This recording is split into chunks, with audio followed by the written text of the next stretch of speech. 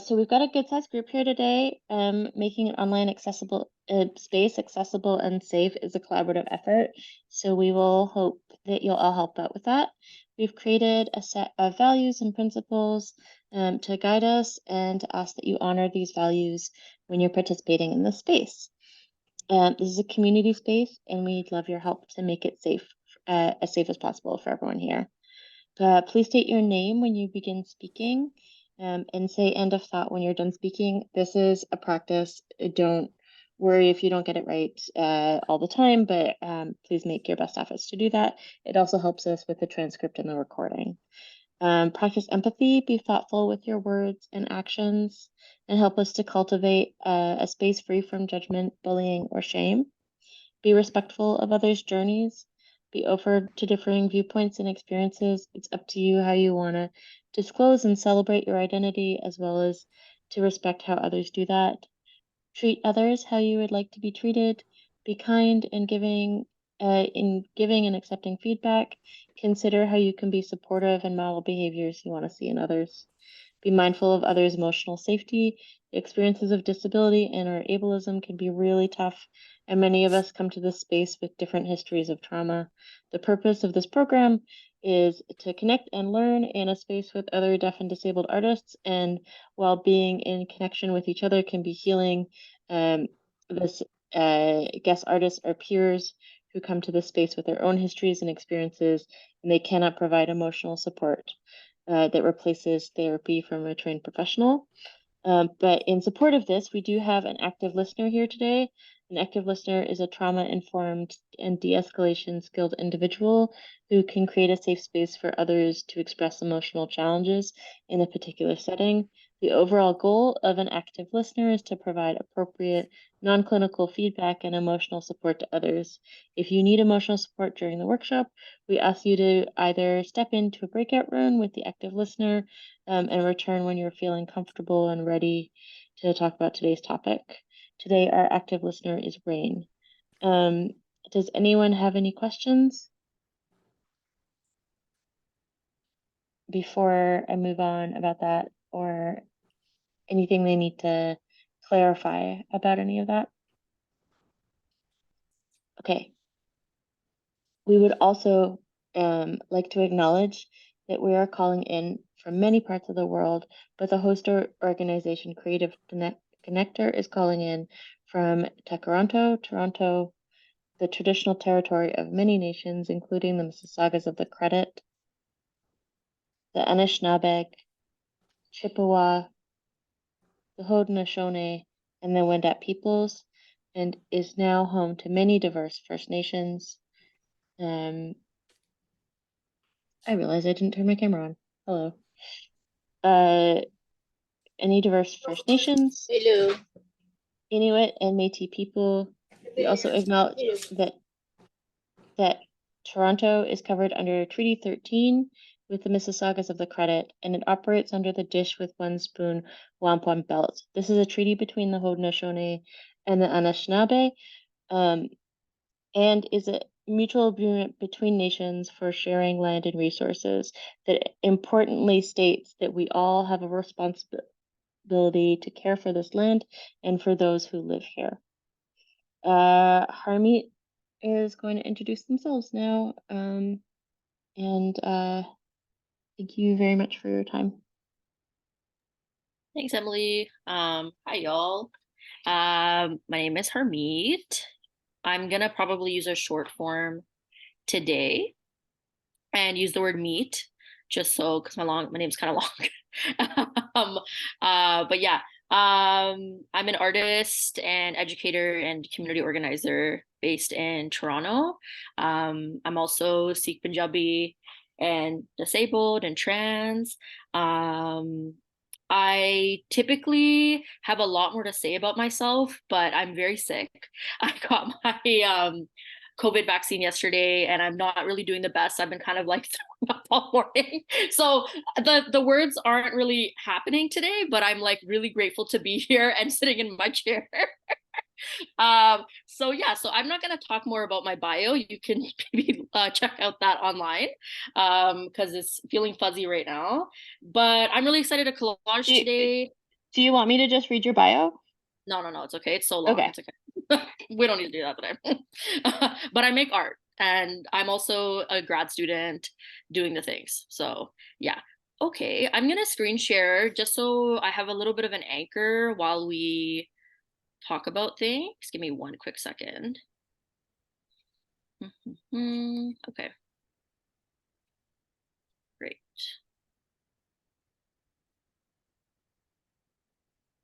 All right. So we're gonna collage. We're supposed to collage from bed, but I cannot be in my bed right now because I need to be upright because of the nausea. And even last week, like I was supposed to be in my bed, but then I was having like other stuff. So, but I'm gonna talk a little bit about like tips around how to make from bed. A little bit later, I made some like low spoons illustrations for me to demonstrate. But yeah, what I want to talk about is like a really quick 101 history of collage.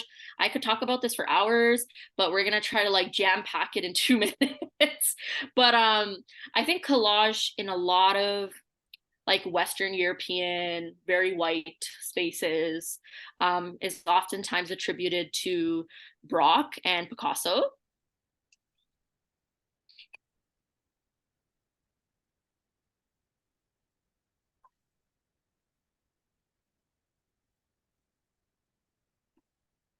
Yeah, who are like two very, not the greatest white guys. And a lot of their like collage work was really appropriated by like global kind of Black diasporic practices around art making.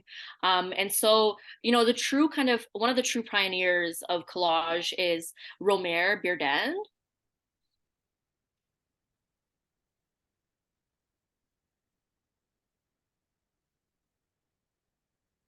who is yeah, he was a disabled African American artist who grew up in the Harlem Renaissance, and a lot of his collage, which is kind of pictured here, is like lots of bright bold colors and angular shapes and kind of black and white photographs that he's cut up.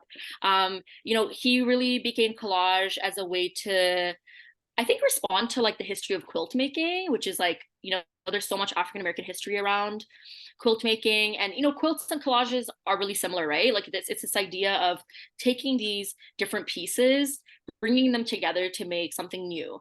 And I think what's really wonderful about his work and his practice is that I think it created a lot of space and resistance against this like idea that art needs to be pure and it needs to be rigid and it needs to be legible, because I think in a lot of like Western European art, things are like very boring, very boring and very rigid, right? Whereas collage is like unruly, and it also uses like found objects, found materials. So there's also this deeply kind of Black working class history around the way collage showed up in this context. And I think in the contemporary moment, like globally, so many Black, Indigenous, and racialized folks use collage as a form of resistance to really like, uppity white art spaces, but also resistance to like structures, institutions. There really isn't any right way to make a collage. I think that's the case. That should be the case for all art. I don't think there's like a right way to make any art, but I think especially collage is like creates this model for us where we can story tell and make in a very different way, in a very alternative way. So that's kind of the history of collage. I'm going to pause because those are lots of words.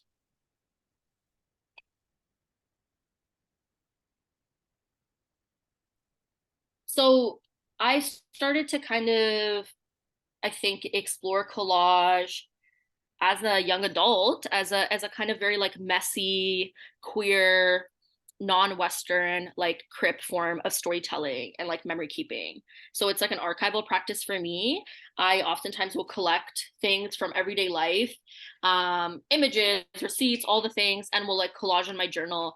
And I think time is really hard for me to understand and like capture or totally embody. Like I think things feel very skewed, so there's something exciting about collage where the storytelling in it and the kind of memory keeping in it can be so messy and can kind of be, I don't know, like, I don't know, collage is just like a big fuck you to all the things, right? So that's kind of the pieces that I kind of write about a lot is that I think it is a really crip and mad form storytelling.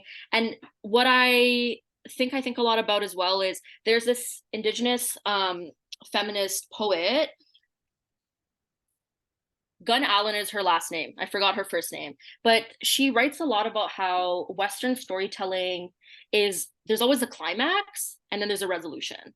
Like there's always conflict and resolution, and especially in like settler colonial storytelling. Whereas in non-Western storytelling, everything is cyclical, right? So there isn't like, you can't really tell where the beginning or middle or end is. There isn't this necessary need for there to always be resolution. Things can just be as is. And when you look at a collage, you can't really find the beginning, middle, or end, right? Like it's all very cyclical and just kind of there. So I think there's also a piece around that that I really love. So yeah. Okay. So I know that like collage is obviously this very like expansive thing. But I think that that can be a bit stressful for some folks because it's like I need a little bit of a guiding or like a rubric or something. So I'm gonna give you some like tips and kind of tricks that might help you ground like your collage making a little bit. So the first thing I really recommend is like playing with texture. So this first piece here is by an artist based in the Philippines. And it's this like mishmash of like matchsticks and cut up masks, and like thread and like lipstick stains and photos. And it's like very juicy to look at. Like there's lots of different textures, and I feel like I'd love to feel it and run my hand over it. So yeah, like you know, you can add all these kind of textural elements that we typically can't do in digital art. Um, and I love that it's like very tactile. I think the thing, and I'll talk a little bit about dexterity in a second when I do my demo later, but I think there's like a, you know, you can just kind of rip things up and just add them if they feel good in your hand. And so look at your kind of materials and see what feels nice or feels kind of like in your gut, it's feeling good, and go from there. And another example is I'm not going to say the names because there's so many, but I can send these slides over after for folks. But yeah, this artist, I'm sure you are all familiar with her, queer Black artist. So this piece is huge. It's like a billboard in real life, all collaged. It's like acrylic painting and also like gemstones and glitter. And oh my God, it's also very juicy. And you can't touch it in the gallery space, but looking at it was really lovely. And yeah, like you can totally just bling your thing out and add all the like all the gaudy textures. I think that that's what's like fun about collage. I definitely add a lot of glitter to everything I do. So the next thing you can do is choosing a theme, right? So maybe having a theme can help narrow down what you want to do. So this first example is by my friend Lila,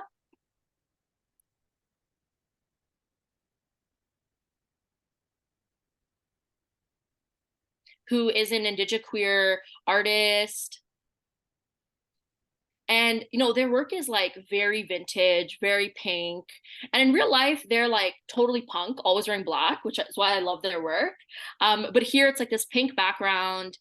They've written in kind of like childlike lettering, and there's lots of like gorgeous kind of faded flowers of different shades of pink and these like angels in the center. So their work is always like very pink, very cute. That is their vibe. So that might be the theme you want to choose. And then the other example is this is by my sibling, and they wanted to talk about access intimacy, and so they've used really like warm colors, so like browns and oranges, and there's like grilled cheeses and bears, so lots of cute cozy vibes. That was the theme, right? So these things can help you guide where you want to go. Your thing can also have no theme, but maybe choosing one might be a little bit less anxiety inducing.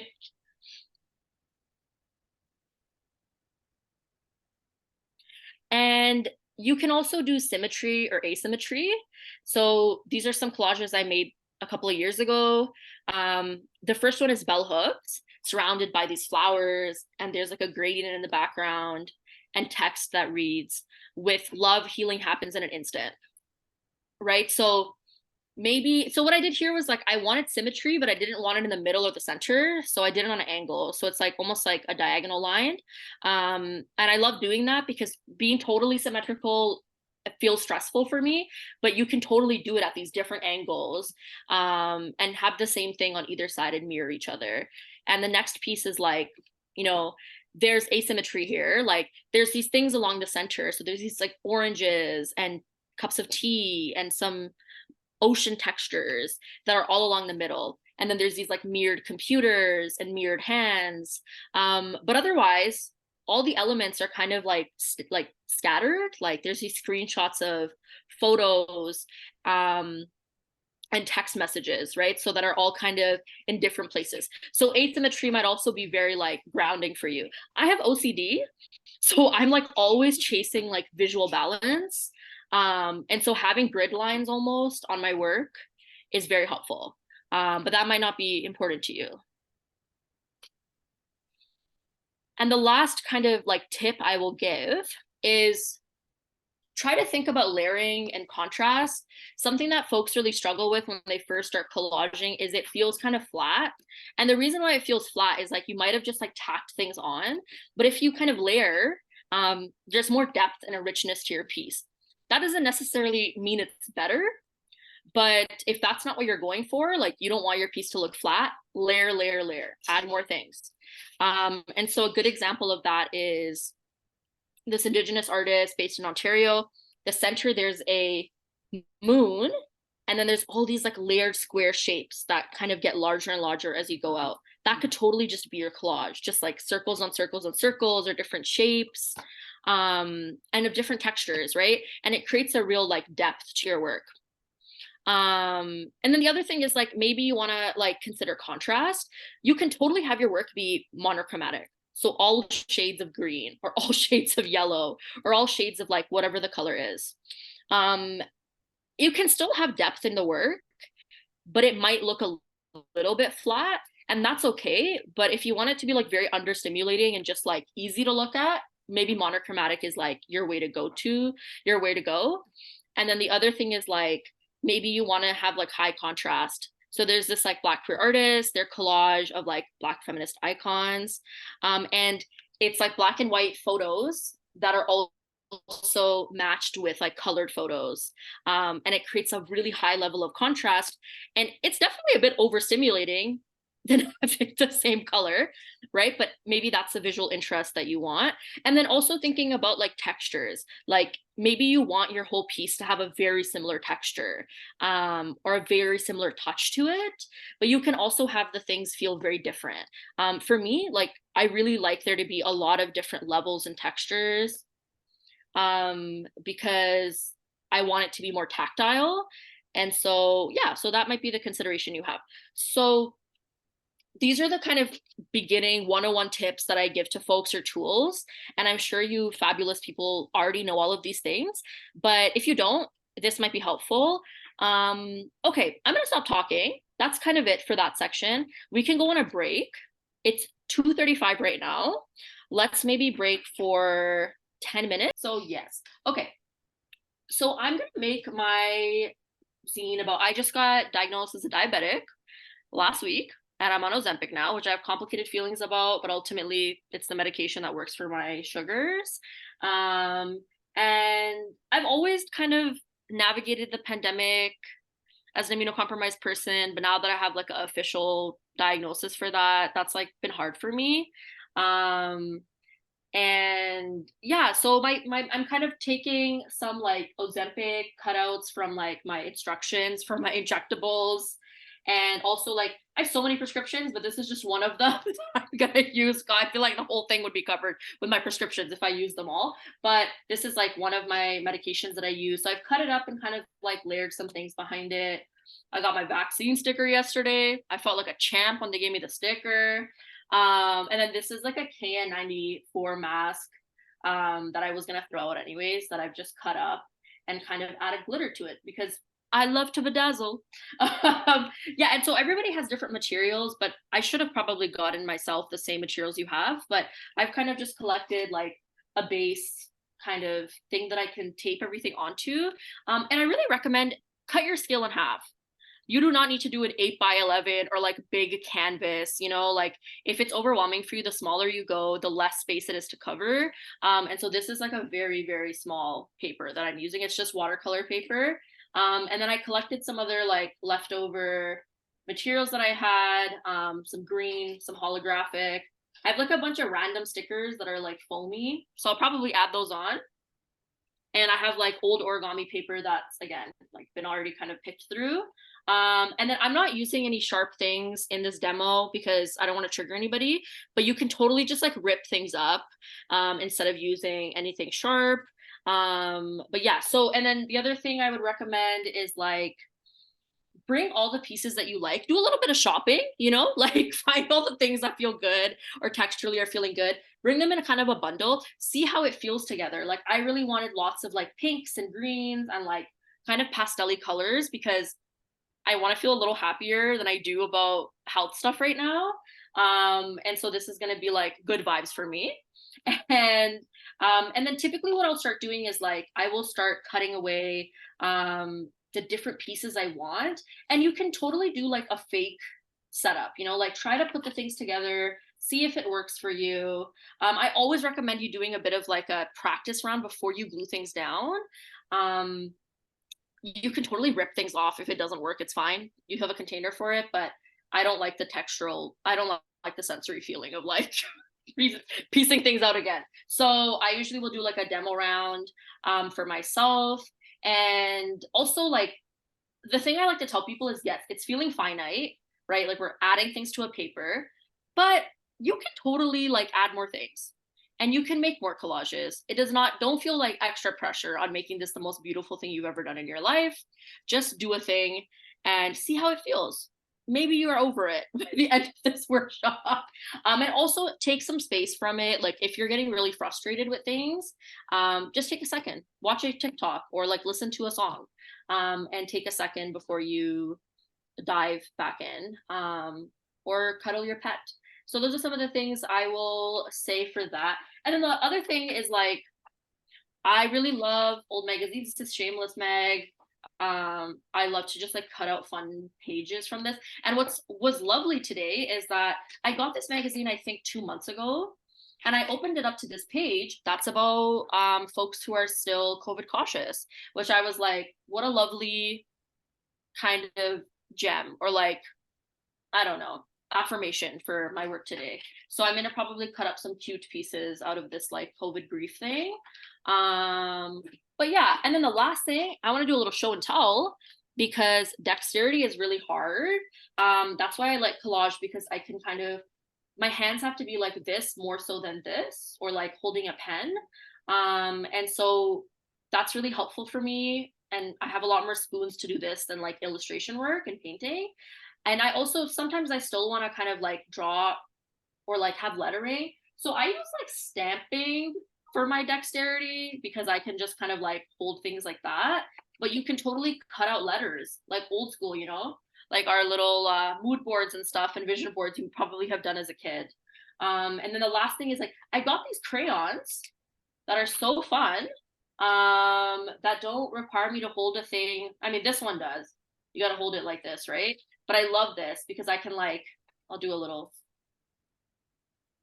kind of just do that motion instead of having to hold things. And so even if you have some crayons, break them up and you can totally just like rub on it instead of, having to hold a pencil or a pen in the typical way.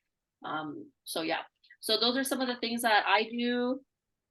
But I would say start off with shopping, see what feels good, do a little practice of like what you want it to look like, and keep adjusting and adding as you need. But yeah, that's it. So we can do our own collages now. Yeah, no worries. Arrange just went to the bathroom. But yeah, so we can do a bit of collaging. We'll probably come back around 3:20 or 3:25 and do a bit of a share back.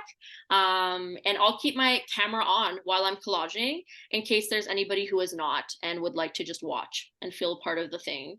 So yeah.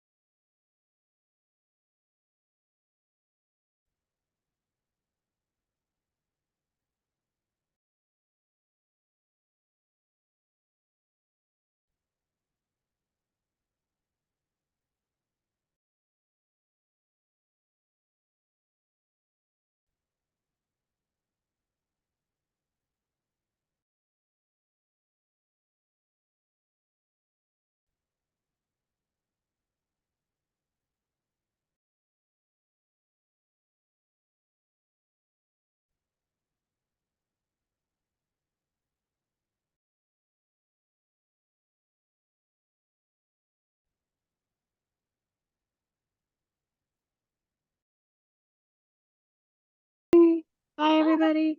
Bye.